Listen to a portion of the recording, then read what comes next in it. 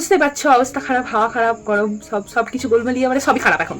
High, কেমন আছো সবাই? আমাদের ওই দেখি কিরকম অবস্থা অবশ্যই জানিও। অবভিয়াসলি কালকে ভোটের রেজাল্ট বেরিয়েছে, চারিদিকে যা যা শুনছি, বাট আমার লাইফ তো গড়গড়িয়ে চলছে। কারণ আমি এসব হেঁটে কিনি না, আমি কারোর দলে না, আমি নিজের দলে।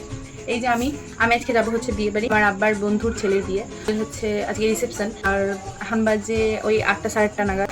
So get ready with me. আজকে আমি বলবো এই ড্রেসটা, আমি 2-3টে ড্রেসের অপশন বের করেছিলাম, আমার ভাবি বলেছে এটা পরলে নাকি ভালো লাগবে রাত্রে, তাই আমরা ভেবেছি এটাই পরবো। আমরা ড্রেসটা পরে আসি, বেশি লম্বা করবো না ভিডিওগুলো।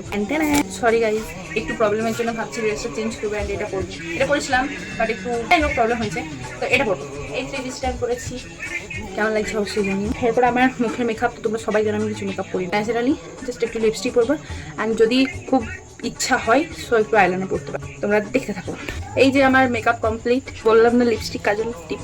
অ্যান্ড এই যে হাতে এটা পড়ছে, আমার এই কালারের চুড়ি ছিল বাট বের করার মতো সময় নেই, অনেক সে নিচেদের বক্সের ভিতরে এরকম ভাবে আছে এটা। অ্যান্ড একই চেন, আমার মোস্ট ফেভারিট একটা চেন, যেটা আমি খুব পছন্দ করি। অ্যান্ড এই যে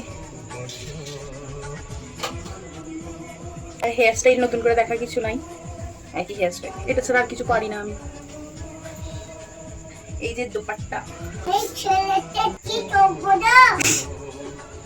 আমার মামাম কত পাকা পাকা কথা বলছে, so this is my final look.